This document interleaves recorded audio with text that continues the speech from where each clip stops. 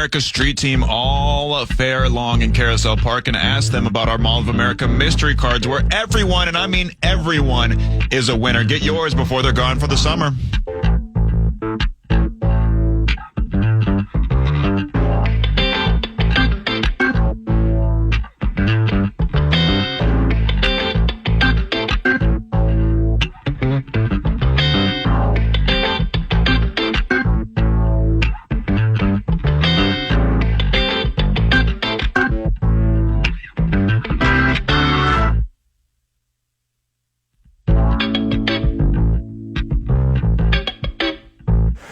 Ladies and gentlemen, the play-by-play voice for the Golden Gophers tonight at 7 o'clock from Huntington Bank Stadium on KFAN has joined us here at the State Fair. Can we get a witness and a raucous round of applause, please, for a dear friend and the talented VOX Mike Grimm, ladies and gentlemen. What's going on there, Mr. Grimm? Thank you. I see your brother. I was listening the other day. Guardsy was on with Tenna, and they introduced Guardsy. A very, very mediocre, lukewarm response. So I'm glad that we got a few people clapping for me today. Well, I'm glad you're back on the microphone. Yeah, we're ready to roll. Yeah, now Mike is the play-by-play voice for Gophers football and basketball. So when this part of the year starts, it obviously is a dramatic lifestyle change from is it Minnesota News Network? Yes. Yeah, from the work that you'll do there year round. What do you really enjoy about a day like this, the season opener? Hay, from a preparation standpoint, assumedly the majority, if not all, of the hay is in the barn. Yep. What do you like about today? Well, I'm going to like a nap at about noon and then sleep till 1. Okay. Wake up, probably head to the stadium and get there around 2. Yeah. And then put the finishing touches on whatever we need to do. So why are you going to get there at 2 for a 7 o'clock kickoff? Well, we're on at 5. Oh. So it's a 5 pre. So get there a few hours early and, tape stuff up on the wall. Yeah, because you're excited. Excited, yeah, absolutely. And that will be that. And we're ready. Yeah, I'm excited. This is a good non-conference opener. North Carolina. Now, the last couple times the Gophers have hosted on Thursday. Well, they've done Thursdays. I think this is like the 16th straight year or 15th straight year on a Thursday. But part of what has been good the last few years was Nebraska last year, Ohio State a couple of years ago. Yeah. TCU back in like 2015. So you get some name brands. Carolina, Mac Brown. That's a nice game. When this series was announced, I was excited. It was fun in Chapel Hill to be there. The game turned out not how anyone wearing maroon and gold wanted to turn out, and so this is the return trip.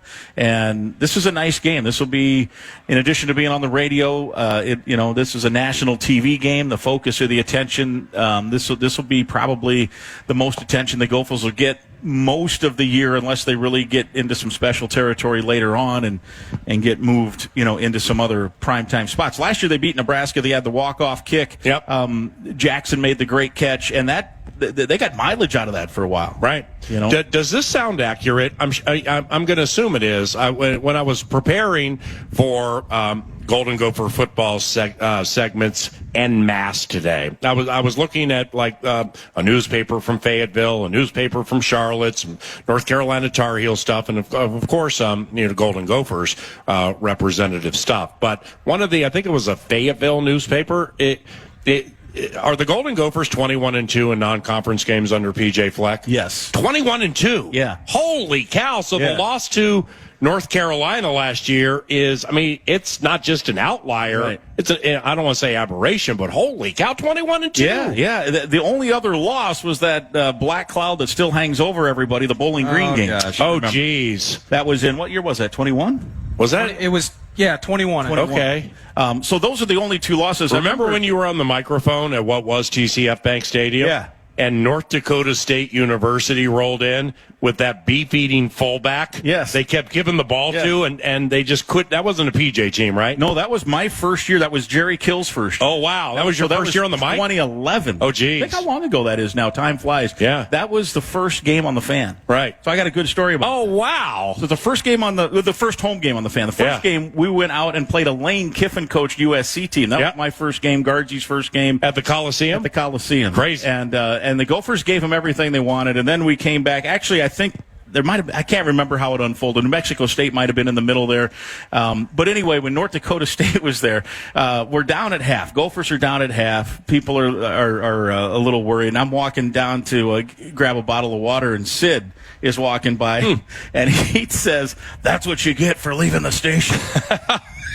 So he was blaming the halftime deficit on the fact that the Gophers switched over from his station over to KFAN. Right. It's pretty good. Now, we definitely have heard stuff like that from Sid in the past. God rest his soul. Yes, God rest his soul. You know what? I was going to try to look for this fullback's name. It was like Eakins or something like that. Carson Wentz was the quarterback. I mean, the NDSU was, NDSU. I mean, how many FCS championships have they won in the last 15 years? Like 4 or 5. But I mean, still, when you're a new head coach, it's your home opener. Yeah. And a lot of the players that you were recruiting and were kind of like, nah, you know what, you can just go ahead and go up there.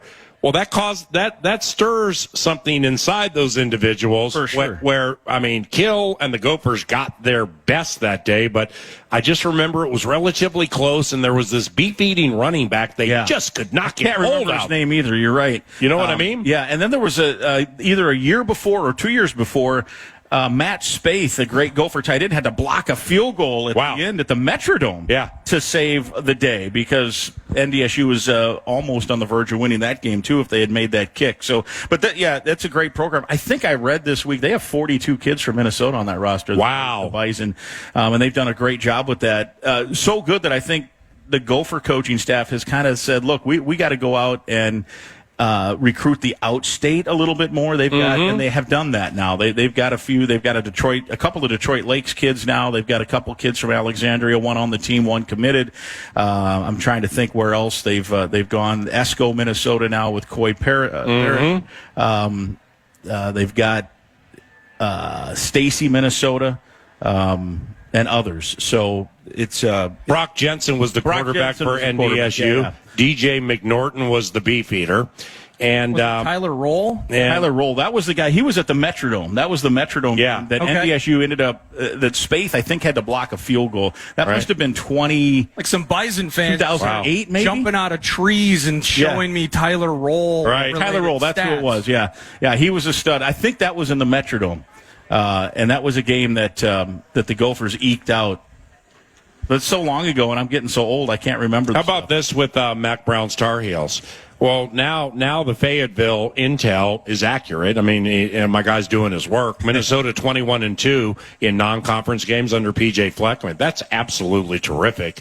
UNC beat the Gophers 31-13 in Chapel Hill last season. North Carolina is looking for what's known as its first true non-conference road win in a season opener since 1985. They played in something called the Pigskin Classic against USC, and the game was at Anaheim. So it wasn't even at the Coliseum, so that doesn't qualify as a true non-conference road game because you're at a neutral site.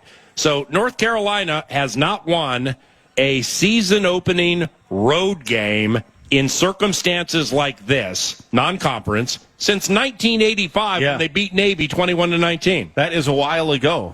That's a long time ago, 85. And, it's funny because that's why I like this series, as I said before. This is good for North Carolina, too. They'll get a test. They're now, I think, a 1-point favorite coming into this place on the road. So I like the Gophers tonight. I do, too. Now that I've gone deep diving into the game, because I heard some opinions around here and other places the other day, like, hey, Daniel Jackson's nicked up, Darius Taylor's nicked up. Yeah. And North Carolina beat them last year. North Carolina's a cinch here, and they might be, we'll see. But, when I went deep diving into the trenches of these two teams, PJ Fleck's team has a massive advantage, correct? It should. With offensive line and front seven and stuff with Lindenberg and stuff like that. What do you think? Yeah, I agree. I think, and that's, that's where your bread and butter is going to be in a Big Ten conference game anyway. So this is a good test. The offensive line for North Carolina, they have one returning starter. He was all conference last year, all ACC. Everybody else is either new. Well, they're all new, but either have come in by transfer from other places. And Minnesota's done this, too, where you go into and grab a guy from Georgia who's kind of buried on the depth chart. He's still got talent. Yeah. So they're going to have some guys. They're still talented, but I think I think they have only one guy that has started games up front offensively. Right, and your squad returns 4 of 5, including Ursary, who could be a Thursday or a Friday pick in the National Football League draft. And on the other side of it, when 4/5 of their moving company is new, okay? Now, hey, they may all be blue chippers. They may all end up getting to the NFL, but this is their first game. So they're going to be better games after this. Ja Joyner, all right? I mean, it's clear that he's, from a sack standpoint, pressures, hitting the quarterback, stuff like that, sitting on a big season. All right, so from afar, it would seem, okay, let's double that guy. So now, like from a pass rushing standpoint, without having to over blitz, if Joyner is wiped away by doubles and triples and chips and stuff like that, who would be the next one counted on to get in there? Yeah, I think there's a number of guys. Danny Strigo, who last year he was second on the team in sacks. He'll be starting on the other side of the defensive line as the defensive ends. The other thing I think we saw some of last year, and I think we'll likely see more of it this year because they really like the mix they've got. They're versatile. Yeah.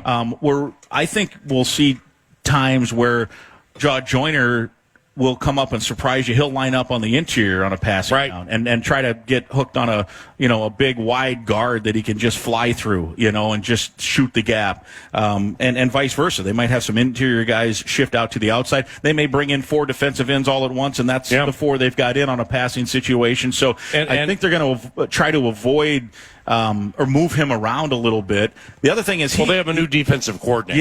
Yeah. Is it Corey Heatherman? Corey Heatherman. Yeah. He comes from kind of the Fleck, Joe Rossi, Greg Schiano coaching tree, so I don't think a lot has changed from the language and what these guys are accustomed to, the basics, the fundamentals. Hey, no matter what happens, this is how we play these certain things. And and in the openers, that's kind of what you got to do because there's no tape on Max Johnson as a quarterback with this roster. You can go back and watch his tape from Texas A&M or LSU, but those are completely different players, completely different lines. So you're going to end up, really relying on the fundamentals. So, use leverage, be the spot you're supposed to be, and then figure out what they're doing and then attack. The other thing I thought was interesting is Ja Joyner talked about this earlier in fall camp, that they've kind of been told that they're going to also do some things maybe that they haven't done in the past where they're going to look for weakness.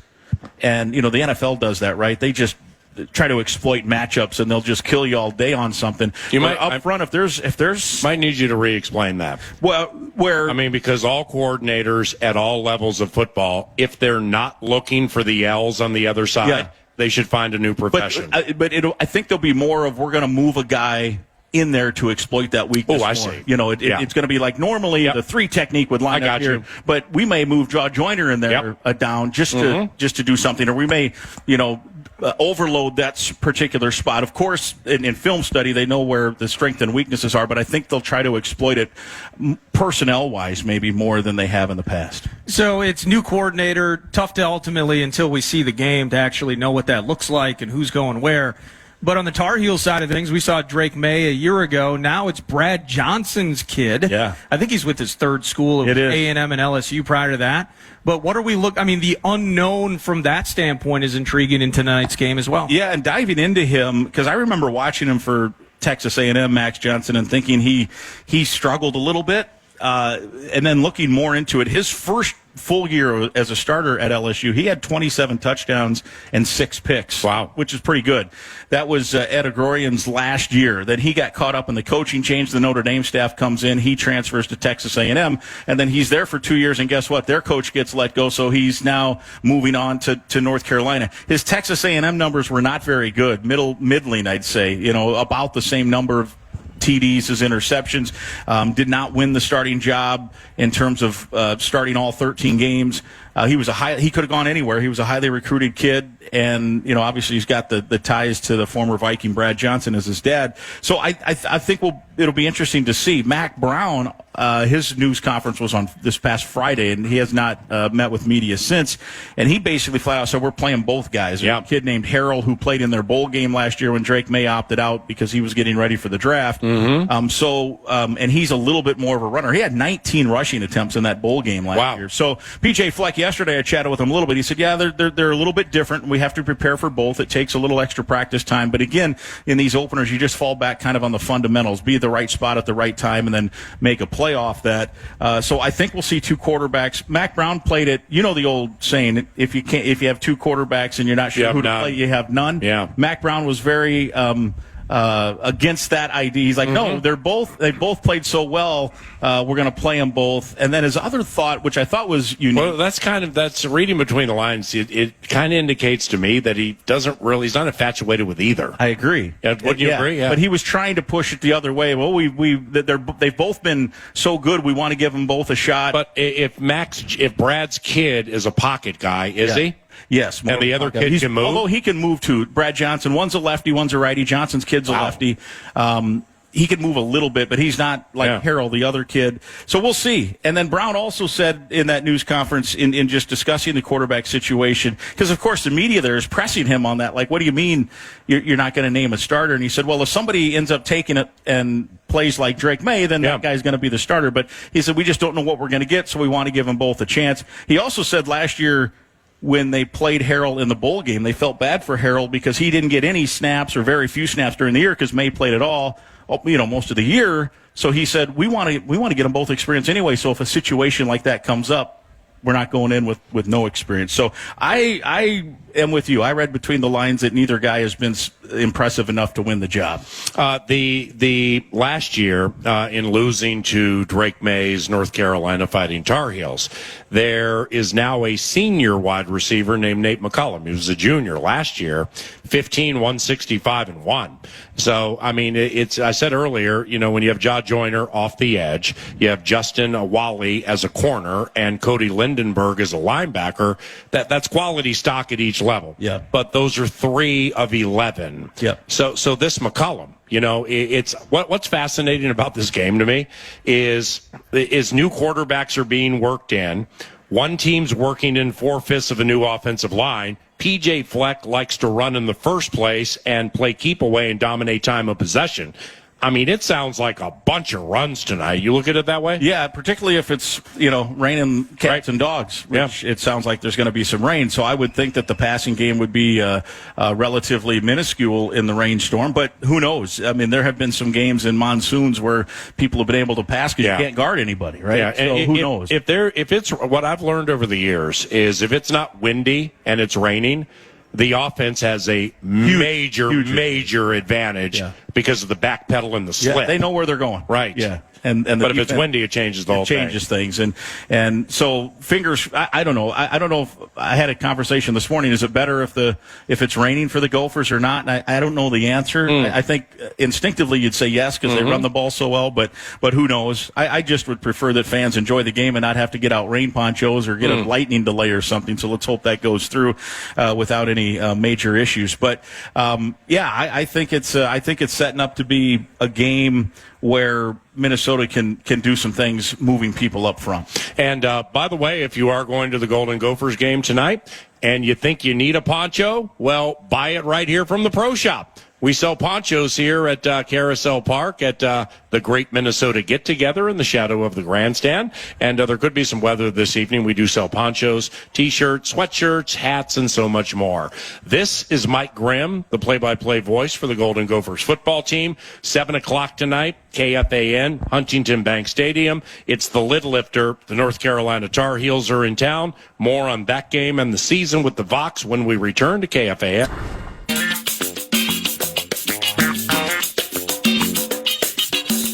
You heard the big boys guy. We are presented by Mesh, Besher, and Spence, all fair live. And you can come join us at the 2024 Minnesota State Fair from Carousel Park. We'll be broadcasting live every single day through Labor Day. So come buy your favorite fan merch and learn about your shot to be the Mesh, Besher, and Spence Rube of the Day and get a prize pack. Get the full details now at KFAN.com. Keyword calendar.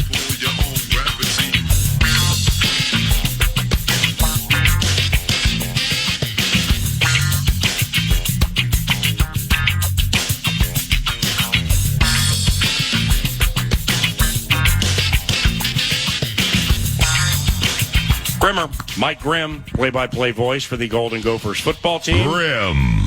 on the microphone, on air, online, on demand, and on fire tonight at 7 o'clock. Darryl Thompson and Justin Guard by his side. Gophers and North Carolina Tar Heels season opener for PJ Fleck's team. PJ 21-2 in non-conference games. Who knew? That's absolutely fantastic.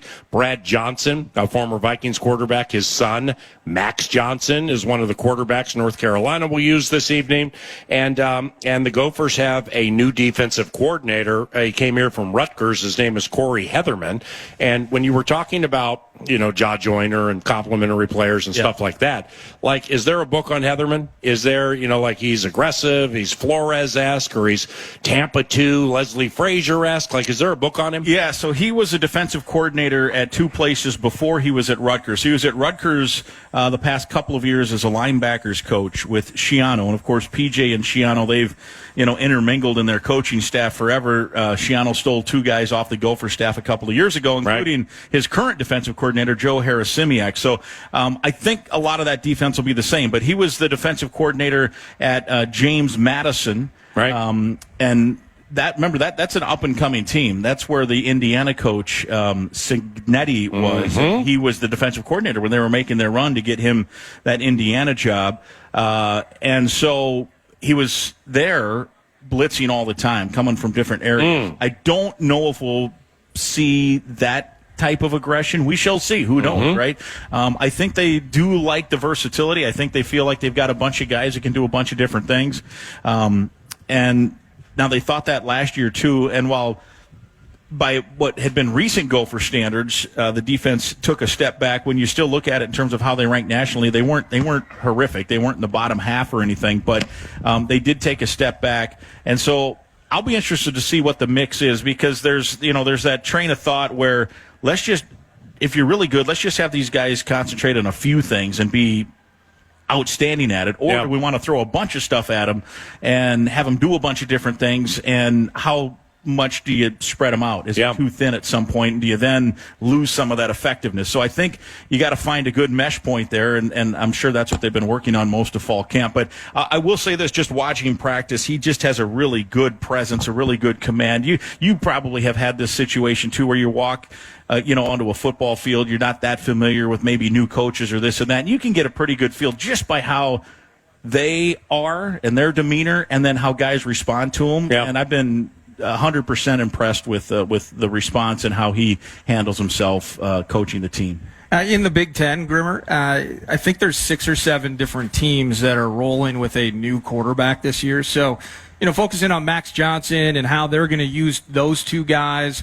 I think about Max Brosmer here, and this is his last year of eligibility, by the way. So, win, lose, or draw, this is it for the former FCS kid, right? So, whether it's from a development standpoint of guys behind him, one of the names behind him ultimately is already thinking about 2025. But what are we thinking about 2024 with the hopefully one-hit wonder in Max Brosmer starting tonight? Yeah, it's been a unique situation for him. PJ Fleck has openly talked about the fact that he normally does not recruit this way, where you're going to go in and tell a kid, hey, you're going to be the starter. Usually you're going to say, hey, you have a chance to be a starter. And I'm talking any position, whether you're recruiting a high school linebacker or a transfer, cornerback or what have you. But he's been pretty open about the fact that they knew what they needed. They wanted they had Drake Lindsey, the kid from Arkansas, who's now a true freshman, and that's the guy that they kind of view as they really like him, 2025 and beyond. But it's really hard to win at high level major college football with a true freshman quarterback,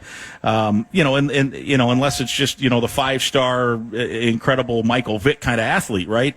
So they knew that they would need probably a 1-year guy, and then if all goes well and development is on track, you then hand the reins over. So they identified Max Brosmer early, right? Initially when he went into the portal, and PJ said, "Yeah, we told him, you're the starter, man. There's no competition. You're going to come in. And with that comes some pressure, right? There's okay. Well, I've got to be a starter." So their main focus wasn't on him winning the starting job. Their main focus was on him garnering the leadership responsibility of the team and being most prepared, ready, getting the trust of his teammates. And if what we see is any indication of how he can play in terms of how he talks, how he acts, how he leads the team. If that part of it translates into play, they're going to be pretty good because he is an incredible leader.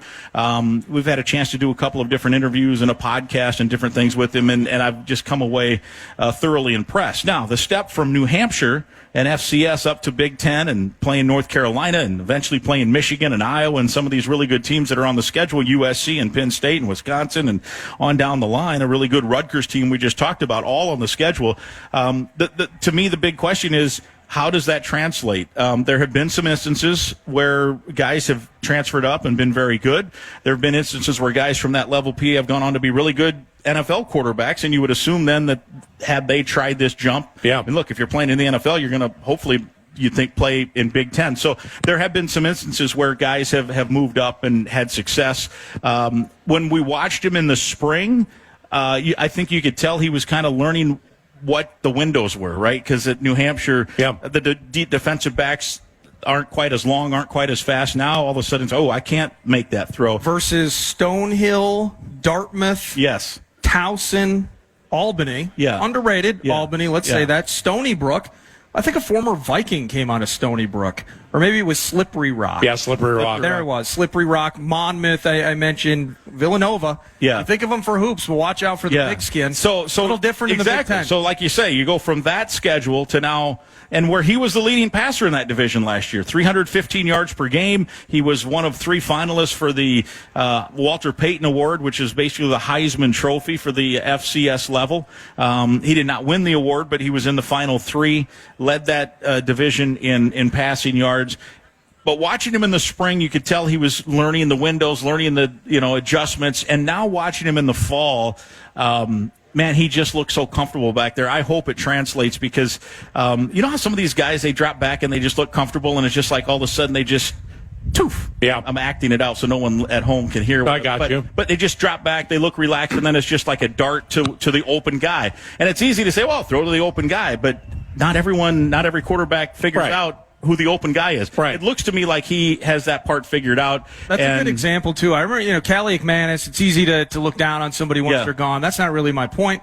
But you could tell there was a lack of comfort early on where he's throwing a 5-yard out at about 100 miles an hour, and just being able to settle down mentally, that was something that he did struggle with when he was here. Yeah, even like I was watching a little yesterday, and when Brosmer dropped back, he just kind of dropped back into this just kind of almost, I mean, I don't want to, just plopped into the pocket, just kind of was there and then just toof, and the ball out it went. Now, it's different if North Carolina's defending it, right? Who knows? But there was just a comfort to it, it looked like. Can we get a toof into the game call tonight? We'll try to work that in. Yeah, we'll try to work a toof. I don't think in my entire life I've ever used that phrase until right now, so you guys are lucky. Brosmer set up for success. Yeah. And Tanner Morgan, he started 9 to noon, and Tanner, an elite football mind, knows more about quarterbacking than all of us here at the State Fair period will know. But he doesn't absolutely have to be right. He loves Brosmer. Yeah. And the time that he spent with him, right when he got here, talking to him about theory and things like that, and then watching him at some practices, I mean, he and I know Tanner very well. Tanner, A, is not going to lie, but B, if he thought that, it's a work in progress and we need to see some things, then he's going to say, I like this, but we need to do a big jump here. No, he came right out and said he's a hit. And he will be one of the better quarterbacks in the conference. And I'm like, Tanner, wow. Yeah. Then he doubled down on it because, I chatted with him about this the other day. He didn't exactly say that, but he didn't know as much then as he does now. So for whatever it's worth, Tanner Morgan loves Max Brosmer. And when I say he's set up for success, when you have a potential first or second round offensive lineman and you have continuity with that fist where 4/5 have returned, and you got a coach who wants to run in the first place and beat you with play action and chew the clock, well, that's a quarterback's best friend. No question. I mean, the kid is set up for success. And if it doesn't work, then I'm, probably going to take the leap early and change it if it's wrong to put it on the kid and be like, okay, well, hey, this is not Dartmouth. This is not Villanova. This is not Georgetown. This is not Dixie College in Utah. Yeah. This is the Big Ten, man. and it's not for everybody, That's it. And no one really knows, right, whether it's going to translate or not. It looks great. It looks like it's headed that way, and we'll see when, as the old saying goes, when the bullets start flying, how it works. And I think Nordo also brought up a good point in terms of last year. Ethan just never got into a comfort zone, which is a little surprising because at the end of the previous year, we were all excited. We were at the fair at the start of last year, and I'm saying this kid's upside is NFL. Yeah. Maybe it will be. Maybe he'll find it because he's certainly got an electric arm. But I think it was a combination of factors. He never got comfortable, and then I do think that the coaches then just never got comfortable trying to put the game into his hands. And I think that if there's going to be an improvement from a year ago to this year from that position, it will also come from the idea that, look, you went in and got this guy, you recruited him aggressively, you've loved the way he's taken the team over, you've loved the way he's been a leader, you've loved some of the skill set you've seen. In big, high-level football, you got to let the quarterback win you a couple games and trust it. And if it doesn't work, it doesn't mean it's a failure. And so you just have to. On third, and Greg Harbaugh, the offensive coordinator, last week in his news conference, it was maybe the most frontal he had been about, maybe some of the limitations he felt he had last year, from a play calling standpoint. He said, on 3rd and 7, we can't hand it off. Yeah. Which they did most of the time. 3rd and 7 was what, 10% conversion, maybe? Yeah. And if you don't have Mo Ibrahim, which they did last year, you're not going to gain 3rd and 7. Right. And that makes you're basically punting on 3rd down. Yeah. You've got to, and his quote, Greg Harbaugh's quote was, we got to throw the ball on 3rd and 7 like everybody else does. Yeah. And that's the step they've got to take, is be comfortable and say, look, we want to extend the drive. We went and got this guy. And you're not going to convert every 3rd and 7. And if you don't convert it, it doesn't mean it was a failure. It just means you'll try again next time. But you got to let the quarterback make the plays. No, from what I read, North Carolina has a very nice running back, but an inexperienced offensive line. And the Gophers last year. Now this is Big Ten, okay? And you got some different type of Jonathan Taylors in the Big Ten compared to some other places. But the Gophers were 10th in the Big Ten, giving up 150 rushing yards per game. I mean, it's a number and a conference, but it still is something that needs to improve. I think specifically tonight. Yes. I just can't see Mac Brown unfurling new quarterbacks and putting them on 50 dropbacks. So there's going to be a lot of running tonight. Weather, obviously, it could be key to this too. But with the Golden Gophers, in closing, Darius Taylor, sophomore, right? Yes. Yeah. So his freshman year, I mean, he was ballyhooed when he was playing, and then you get wide receiver Daniel Jackson. Would your inclination be, gut feeling, or however you want to share it, them playing tonight? Both of them, one of them, or none of them? I would lean toward they play, but I'll give the program credit. They have kept it pretty quiet. College football can do that. Sometimes you and I are in a position where we might know something, but we can't break a trust and say it. How about the COVID year for you guys? Yeah, I mean, seriously, it'd be like what? There are 18 scratches 2 hours before the game, including the top 2 quarterbacks. Holy cow! Right. So I would lean that they will, but I really have no. Got you. These first week games are crazy. Yeah, they're fun. Like you mentioned, it's the hay in the barn. It's not really in the barn yet because you just don't know. Yeah. When you get into weeks 3, 4, 5, then you got an idea. The hay's in the barn because you're really good at what you do. You can handle pressure, and you'll call a big one tonight. Yeah, I can't wait to listen. Let's get a win. Appreciate you. All right, good to see you. Mike Grimm, ladies and gentlemen. Thank you. Salt of the earth right here. Listen to him tonight, 7 o'clock, KFAN, calling Gophers and North Carolina season opener for both teams. 9 to noon continues from the State Fair shortly, so don't leave.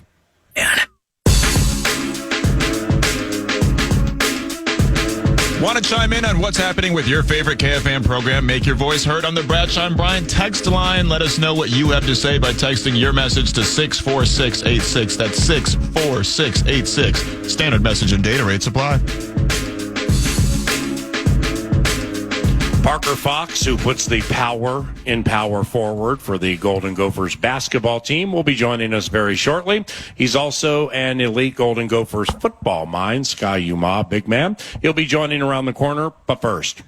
Yes, it is time for News du Nord. News du Nord, each and every weekday, 9 to noon, is brought to you by The Casino at Canterbury Park. Not just a casino, it is The Casino in Shakopee. You can feel the felt each and every day of the year. with poker, blackjack, and table games. You can have some sips at Chips, and you can overly tip Paul Allen's son, Derek, at least on Wednesdays, I believe. Yeah. And, of course, live racing season still in play. It's a 4-race day weekend into Labor Day, PA. Is there any more that you could expand on that? It's a party. Well, a couple of Fridays ago, Nordo will remember because he was here, or at KFAN. But for those of you who listen to the Friday Football Feast, there was a comedian on the show named Joe Gatto. Yeah. Joey Gatto from a show called Impractical Jokers. And he's going to be performing at Canterbury tomorrow night. He's a comedian. Very, very funny. I mean, he stole the show a couple of Fridays ago, 9 to noon. You can listen to the podcast of it. But go to CanterburyPark.com/events or CanterburyPark.com. If you're looking for something to do tomorrow night, Joey Gatto will be at Canterbury Park executing his comedic toil. And once again, the website's the best place to go. I posted something on it yesterday via my Twitter if you're into that. So therefore, you can find it there. Click on the ticket link. Love to see you there tomorrow night, right out there at the park for Joe Gatto. The baseball team's having some troubles, PA. Twins are swept by the Atlanta Braves. The visiting Braves, 5-1 was yesterday. Festa had 6 good innings, but then he and Thielbar started cratering in the 7th, 4-run inning for the Braves. They win 5-1. Tough time of the year, really to be limping along here. They've lost 8 of 10. Kansas City's climbing the charts. Mm-hmm. And we're pretty much, we're going to start sweating that wild card spot here pretty soon if the Twins don't handle business, starting with the Blue Jays. It's a weekend affair at Target Field before they go on the road again. Starts tomorrow, and it'll be Lopez into Zebby into Ober. But of most importance to me, because the Twins are slumping right now. Now, you know, they lose to 2 of 3. They get meatloaf by St. Louis. All right, St. Louis is okay. It's a middling team. They needed 2 or 3 against the Cards. But they Atlanta Atlanta and Philadelphia are trying to decide the East, and they play each other around the corner. 2 things here. One, I don't know if anybody else is like this, but when there was that Bally Sports situation and we couldn't see the games, Comcast or whatever, I was happy that they were back because now we have the option to watch it. I guess if you pay X amount of dollars for it within the totality of your bill. But it's out of sight, out of mind. I mean, it's like sometimes I don't even know they're playing because I just lost touch with it for a while. Then football began. So I'm in when I'm in, and I know you're happy for me, and all of you are probably the same, watching it whenever you watch it. But I've watched a fair amount of the last few games. The Braves are a cool watch. Marcell Ozuna's cool. Matt Olson is cool, and so on. Chris Sale pitching last night. He's the bomb. Manny Margot, I had no idea how bad he was in the outfield. I mean, seriously. And Corey Provis calling the game on Bally Sports North. You know, you could tell he and whomever the analyst was frustrated when there was a shot to left field that Margot could have caught. I mean, it would have been a tough catch, but he could have caught it. I mean, he twisted himself up, and it was just ridiculous looking. Then Provis kind of went down the road of the numbers and the analytics of how Margot is just not a good defensive outfielder. Well, I'm not going to put the entire game on one guy, but there were Braves running for days around the bases when my man messed it up in left field. Well, then now they're short on players in the outfield, so he gets moved to center field the next inning, but clearly because you can see the whole thing better. And that was it. I had no idea how bad Margot was defensively in the outfield. Second point, and this, I think this is big because, you know, when the Twins played the Toronto Blue Jays in the postseason, Kevin Gausman was pitching for Toronto, and I was cleaning out my car, listening to the game via the Blue Jays radio network and Sirius satellite radio. I like to do that with a lot of sports. Listen to the adversarial intel, and Dan Schulman, who's their Vox, talk about having a Vox of all Voxes. Holy cow! Dan Schulman calls their games. He's phenomenal, and the analyst, who's a former player, well, they're going down this road about how for the last 2 years they swear Gausman tips pitches to the Twins, okay, that they know when his slider or two-seamer's coming. They were right. I mean, it was a big talker after the game, and the Twins knocked him out. Then they faced him again in the regular season, knocked him out. Most recently this year, they ran up a big number on him early in the game. Well, Gosman starts tomorrow night for Toronto, and we're a little stuck right now. We're down Carlos Correa. We're down Buxton, and it's kind of a hodgepodge mishmash of a lineup. Well, do you still have that tell or not? And are you able to hit well enough to execute against a pitcher where you almost virtually know what's coming more frequently than against other pitchers? Because it's just proven over the last 5 or 6 against this guy. They have something on him he can't get around. Let's see how that works out tomorrow night, because, I mean, we're kind of going punchless into the night about every other game here. That whole thing fascinates me. Final couple tidbits to wrap up News to Nord, brought to you by Canterbury. The Lynx beat Phoenix last night by 13. They're at Dallas tomorrow. Lynx climbing the charts, speaking of. They've jumped to second in the WNBA. They're getting closer to the playoffs. They're in top form. Loving that. And then finally, for Minnesota sports fans, looking from one league to another, Olympic champion wrestler Gable Steveson was trying to make his way. I think he's done WWE, but he wanted to find his way into the NFL. Had an opportunity through camp with the Buffalo Bills, and he was vying for a defensive tackle spot.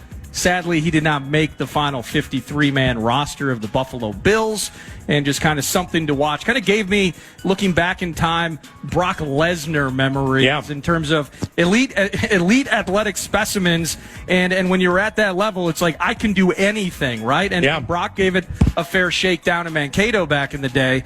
Sadly for Gable, it didn't work out in Buffalo. And you know, with Brock, you know, like Nordo said, he was trying to make the Vikings as a defensive tackle in the purple and gold. And speaking of the purple and gold, the Vikings cut Jaron Hall earlier today and signed a cat named Brett Rippon, who's the nephew of Mark Rippon, Super Bowl winning quarterback for the then Washington Redskins. So we have a new member of the Covenant. We also have a new member of the radio Covenant. His name is Parker Fox.